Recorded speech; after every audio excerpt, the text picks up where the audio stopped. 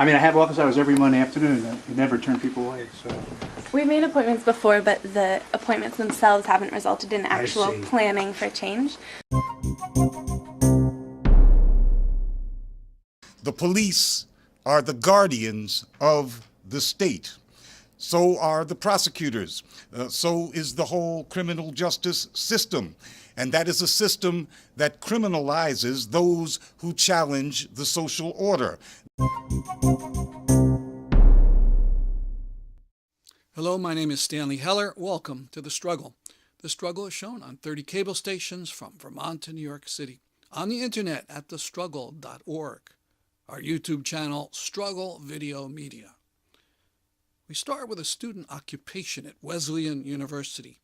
3 different groups objecting to different parts of the university's investments took part in the protest. They opposed making money off of prisons, off of carbon-polluting industries, and of the oppression of Palestinians. On April 16th, around 40 of them quietly went into the main administration building.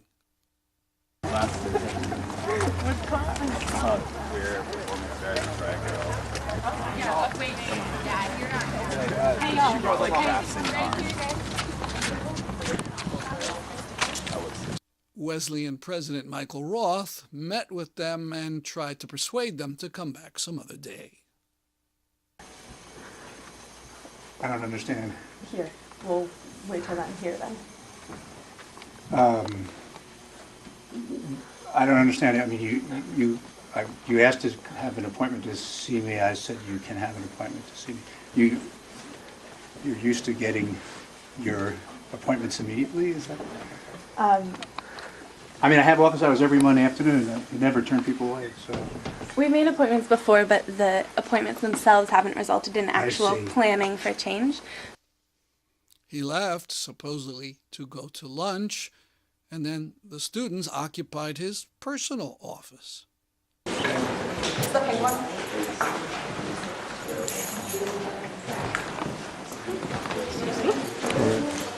Mike, check. Manifesto calling for divestment. Understanding the connection and intersections between the Israeli occupation, the prison industrial complex, and climate change. Understanding the connection and intersections between the Israeli occupation, prison industrial complex, and climate change. Given that these 3 systems of oppression place profit before people. Given that these 3 systems of oppression place profit before people. Further stating that this action. Roth himself, while a student at Wesleyan 20 years ago, took part in an occupation of that same president's office. So he wisely came back and met with the students and talked with them for several hours, and in the end agreed with one of their ideas. When you put in money and you invest in prisons, that gives the initiative for those prisons to then go ahead and take black people from the school to prison pipeline and incarcerate them and treat them very disproportionately, unfairly, and also give them longer sentences. That's why we have the rampant rate of unarmed black people dying, because the whole goal is to get them into the prison to make more money. So I don't really understand how by taking out the money, saying you don't support that industry is not going to somehow affect that and give the prerogative for other universities to do the same. I think that is a very, just as you made it, there's a very strong argument to be made that this university should not invest in their prison industry. I think there's a very strong argument to be made. Great. I don't know, just... The next morning, there were agreements that Roth would work to try to end the prison investment and would speak with students regularly about the other issues. And the occupation ended. Much more on this on our website and our YouTube channel.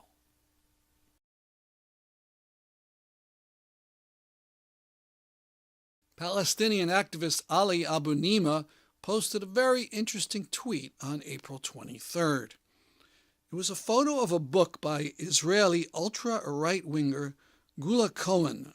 She was a member of Begin's group, but left it for the Stern Gang, which was notorious for fighting the British in Palestine right during the Holocaust.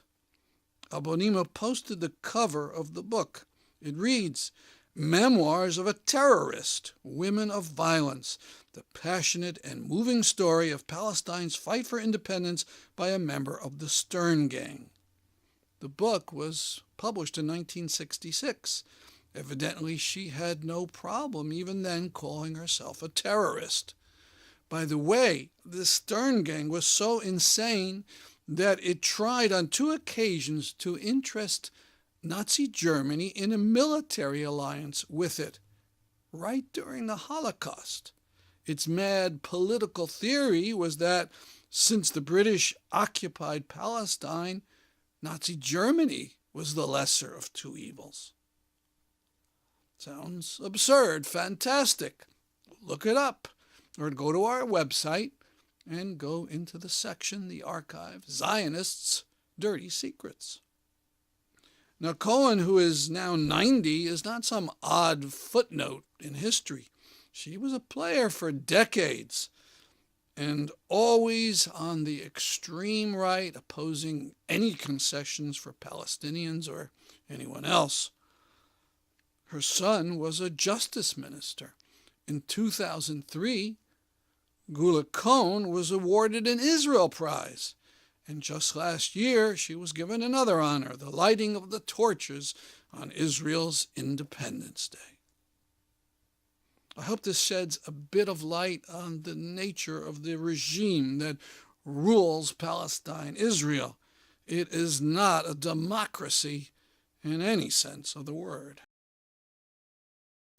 To emphasize the point, here is an April 19th march through Arab East Jerusalem, a march protected by the army. 1,500 Israeli marchers chanted Mavet le'Aravim, meaning death to the Arabs, and may your village burn down, and other choice insults. Palestinians were forbidden to leave their home while this march of hate proceeded.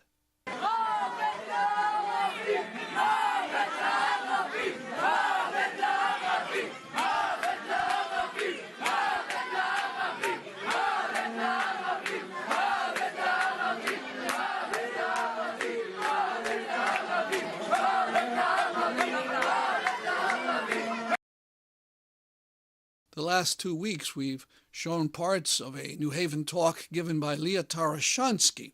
She's a filmmaker and video journalist. She works for The Real News, which is based in Baltimore. For those who are unfamiliar with that news service, I asked her about it. We're speaking with Lia Tarachansky, who is a journalist for The Real News, and I wanted to hear about that network. Tell us about The Real News. Sure. So The Real News was started in the early 2000s by a man called Paul Jay and a bunch of his colleagues who came out of mainstream media. Paul Jay was the executive producer of one of the most popular political debate shows called Counterspin on CBC. I know some people in America was also watching it, but he's Canadian. So it started in Canada, and at some point Paul realized that even if it's government funded, like public money, the media is not fully independent until it's financially independent. And so he had this vision of having a network that is completely free of corporate and advertising money, and that does not run advertisements, in fact, doesn't have any government funding as well. So he took quite a few years to build it, because of course if you don't have any corporate or government funding and you don't have advertising, how do you fund it? So he went and he raised a lot of money from individuals like you and me. And that is still how we function today. Today we have a huge building in Baltimore and a big, very, very talented staff. We have journalists in all kinds of parts in the world, and I'm their Israel-Palestine correspondent in Israel-Palestine. A big building and lots of staff. I mean, how would it, does it have rich people who contribute? I mean, people like you and me don't give much. I mean, I don't know about you, but I don't. Well, if everyone gives $10 a month, you can have a network that is sustainable. If you have all of the viewers of The Real News give $10 a month, it becomes sustainable. So it's not so much, I mean, of course we have more and less affluent donors, but I think that the reason that we exist or we survive is because of sustainable funding. So people who give 10, 15, 20, $100 a month, however much they can afford. And where do people see the show? Only on the internet, or are there other venues for the shows? Yeah, so because I've been in Israel, Palestine for the last 6 years, there's many details that I don't know about how to watch it in America, but for sure on therealnews.com. I remember there was some discussion about having it on satellite and also in some public stations across America, but definitely you can find it on therealnews.com. And what areas of the world does The Real News cover? Well, we did very extensive coverage of the Egyptian Revolution with one of our best journalists called Jihan Hafiz, who was there day in and day out and covered the revolution incredibly. We had Jesse Freeston, who is a fabulous journalist and documentary filmmaker who made one of the most beautiful documentaries I've ever seen. It's called Resistencia. And he was our correspondent in Central America. We also focus specifically in America. We focus on one city, Baltimore, which is where we're based and why we chose to move to Baltimore, in order to demonstrate how a city can become a metaphor for much of what is wrong with the United States. So, for example, one of the things that drew Paul J. to Baltimore is that you have there a huge population of people without homes and a huge number of empty homes. So what do the people of Baltimore want? And so he started talking to people in Baltimore, and he realized that this thing about having a bunch of homes that are empty, standing there, when you have such a huge population of homeless people, is one basic concern of the regular people of Baltimore. So he's using Baltimore as an example for much of the metaphor. And of course, Baltimore's proximity to Washington, D.C. is a major player in why it's such a symbolic case for the fundamental issues. And maybe some other areas of the world that it covers, Middle East, as you mentioned. What about Ukraine, where you were born? Yeah, we do a lot of coverage of American foreign policy.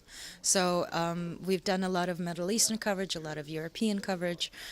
We do a lot of coverage of austerity and movements against austerity. A little bit on China. We've done a lot of work on Latin America and Canada as well, and a little bit also on Africa. Great. And for the last time, the website, what is it? Therealnews.com. Thank you very much. It seems every few days there's another brazen instance of police brutality. In Baltimore, a man's spine was mysteriously broken while he was in police custody, and he died a week later. Naturally, people came out in protest, and the head of the police union said it was a lynch mob. Conway, we'd like to get your comments on the clip that we played earlier of the police union president, Gene Ryan, likening the protesters to a lynch mob. Could you comment on that? You know, as a journalist and a reporter, I have to question the language. I mean, a lynching did occur. Freddie Gray was lynched. There was a lynch mob. There is a body. There was a death without a trial, without a jury, without a sentence. There was an execution. That's lynching. Now, from remarks about police and the justice system, Glen Ford of Black Agenda Report. He spoke in April in Connecticut. We're here to talk this evening about the future of this fledgling movement that began, about 8 months ago. It really doesn't have a proper name yet, but I guess Black Lives Matter will do for now. It's really more an expression of a sentiment than a goal. Saying Black Lives Matter makes us feel good, but it doesn't point us where we need to go. But if this mobilization is to sustain itself and become a real movement, then, well, later on, it'll find its proper name. It will name itself. What is quite clear to me is that this is a mobilization against the police, against the structures that buttress and defend the U.S. state. The police are the guardians of the state. so are the prosecutors, so is the whole criminal justice system. And that is a system that criminalizes those who challenge the social order that is imposed by the state. Black people have a very particular and special status in that order. For the past 45 years or so, as a matter of national policy, black people have been systematically criminalized in the United States, criminalized by the government as a matter of national policy. This is true in the North and the South and in the East and in the West. It's true in places that have small black populations. It's true in places that have large black populations. It's true in every state in the country. And that order is enforced by the state through the cops.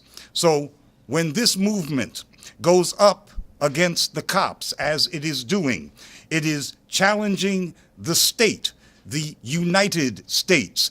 Whether the people who are participating in this movement realize that they are challenging the state or not. Objectively, they are, and the state knows it. If folks don't understand that, they will come to learn it. They will come to understand that reality as the movement unfolds, if the movement continues. The Black Lives Matter mobilization is approaching a juncture that a previous generation, and I'm talking about my own generation, wound up at almost 50 years ago. That's when the Black Panther Party for Self-Defense characterized the police as an army of occupation in the black community. The party took that position before the first SWAT team came into operation. That first SWAT team launched an attack in 1969 against the Los Angeles headquarters of the Black Panther Party. That was the first SWAT. But the party was saying that the police were an occupying army in Black America before the cops started routinely dressing up in camouflage and carrying around automatic weapons. The cops don't have to look like soldiers in order to constitute an army of occupation. They are an army of occupation because of their mission. And their mission is to criminalize and contain and control and terrorize the black community. And that is what armies of occupation do. The style of dress does not make a policeman into a soldier. The mission is what makes a policeman into a soldier. The cops were on a military mission in the black community before there was ever such a thing as SWAT, before they looked like they were going into Fallujah in Iraq. And they don't stop being an occupation army when they shed their military gear or get rid of their automatic weapons and just keep small sidearms. And I think this is very important to talk about, because much of the excitement and rage that was generated at Ferguson last August was about the militarized police, that they looked like a military, that they were equipped like a military. But we shouldn't get sidetracked by the cosmetics of this. You don't change the militaristic mission of the police just by taking away their gear. It's not about the equipment that the police carry. It's about relationships of power. Who are the police representing? What power are they enforcing? It's about whether the police are accountable to the people or not.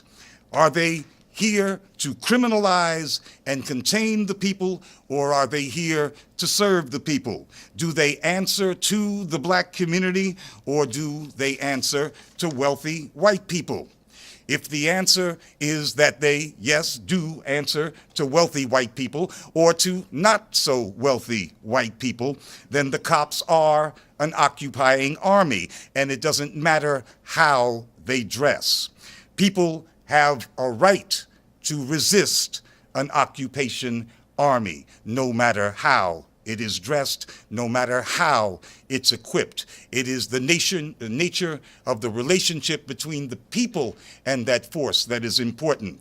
This is the juncture that the Black Panther Party and black folks in general who were involved in organized activity were at back in the late 60s. And that's when the state, the United States, came down like a hammer on the Black Panther Party. The FBI director, J. Edgar Hoover, said that the party was the greatest threat to the internal security of the United States. And if you had asked any member of the Black Panther Party at that time, they would have agreed. And they would have agreed quite proudly. They would say, yes, we are a threat to this racist, capitalist imperial state, this racist, capitalist imperial order. Yes, we do not want this occupation army in our community. We want them gone. And that is why the Black Panther Party was destroyed by the state, and that's why so many members of the party still languish in prison today. If you go up against the state, if you challenge the authority of the state, if you challenge the legitimacy of the police, then you become an internal security threat. And the Black Panther Party knew what it was doing when it did it. The Black Lives Matter movement is objectively such a challenge to the police, even if many of the folks who are involved in the Black Lives Matter movement don't feel that that's what they're doing. A mobilization that confronts police power and therefore state power is different than the civil rights movement was. And we keep on hearing comparisons between the Black Lives Matter movement and the civil rights movement. Although police did brutalize and did kill people who were fighting for voting rights and fighting against segregation, the civil rights movement never really challenged the legitimacy of the white-run state's power to police. They didn't challenge the authority of the state to police black people. However, the Black Lives Matter movement must challenge the very legitimacy of the U.S. criminal justice system, and that is challenging the guardians of the state. That's because the problem is not that the cops in Philadelphia, for example, shoot people at a rate that is 5 times the rate in New York City. You don't solve black people's problems in Philadelphia by reducing the frequency of them getting shot to the level of New York City. That's not what this movement is about, to get the killing level in Philadelphia down to the killing level in New York City. People aren't going to put their lives on the line for a movement that demands fewer cop killers and less police brutality. The difference between New York and Philadelphia is one of degree. The cops in both cities are on the same mission.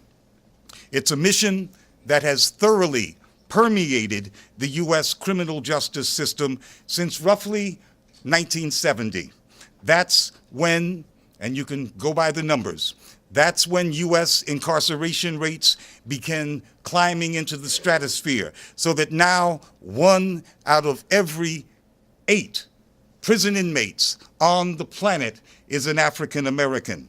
And you don't reach those kinds of fantastic levels of incarceration unless there is a fully institutionalized national policy to criminalize the entire group, to criminalize black people as a people.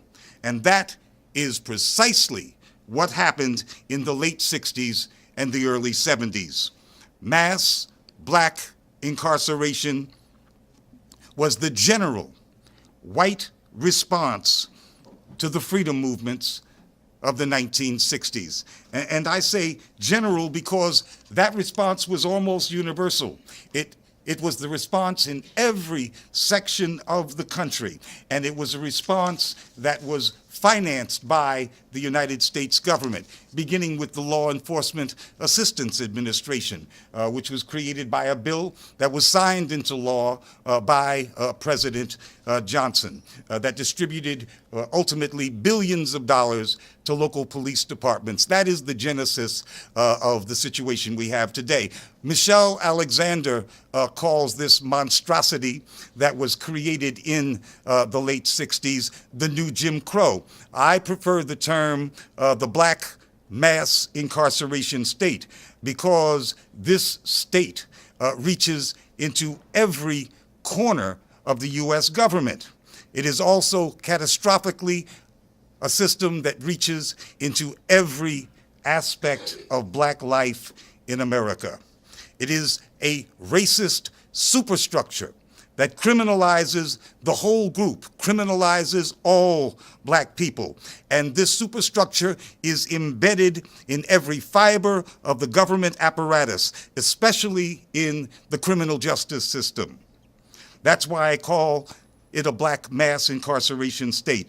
The police are the front line of that state, and they are consciously the front line of the black mass incarceration state. It defines their job, and they understand what their job is. That's why they get angry when they are charged with brutality or the use of misuse of deadly force, because they know that they are doing their job.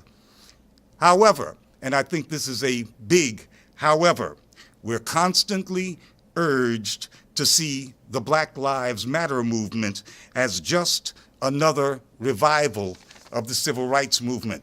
And that is because the rulers of this country and those people who work for the rulers of this country want to contain the movement.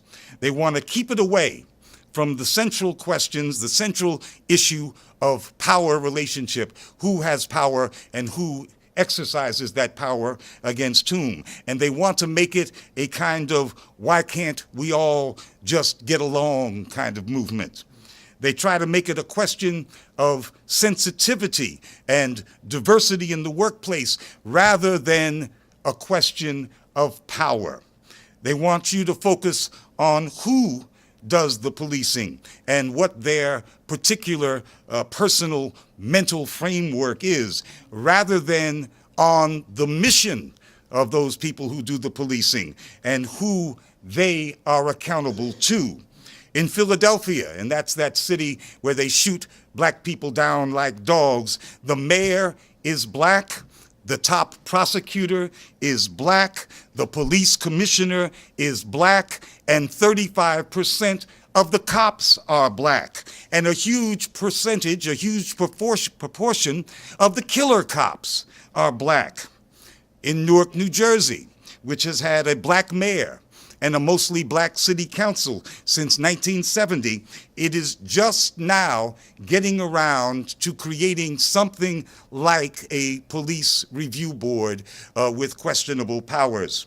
And that is why it is so laughable when people try to tell the folks in Ferguson, Missouri, that their problems with the police would be solved if they just came out in greater numbers and voted in more black politicians in office and hired more black police.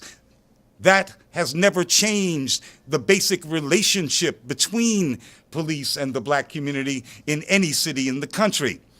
There are those who say that the hiring of more black police officers would tend to lessen the number of fatal encounters black people have with police in the streets. And I don't know, that may be true in some cities, but it certainly is not true in Philadelphia.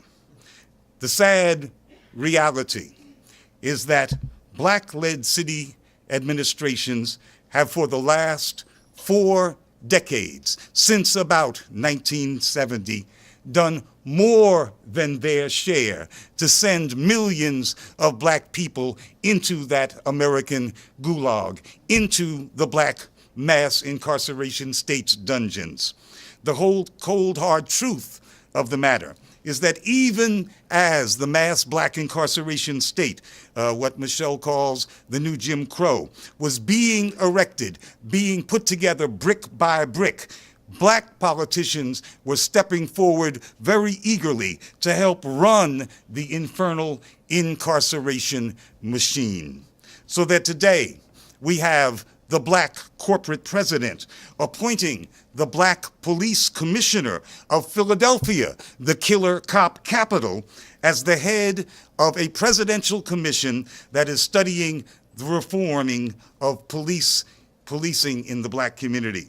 That is absolutely insane, but it is no more insane than thinking that diversity in hiring equals reform of the police. The two actually have nothing to do with each other. And some could say that diversity in hiring actually makes police abuse of power more palatable or less resistible by the black community. What I'm getting at is that the Black Lives Matter movement will have to become a powerful grassroots political force within Black America if it hopes to effectively challenge the guardians of the state, and that is the police.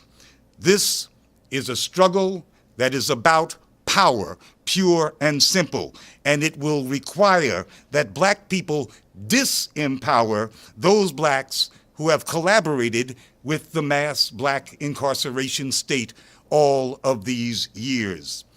And for any of those who still think that Obama's Justice Department is on their side, consider this sentence from the New York Times, an article on April 22nd.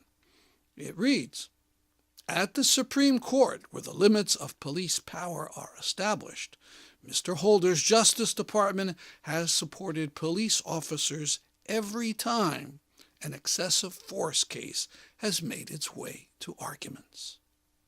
Every time." That's our program for today. See you next week at this time. I'm Stanley Heller, and this is The Struggle.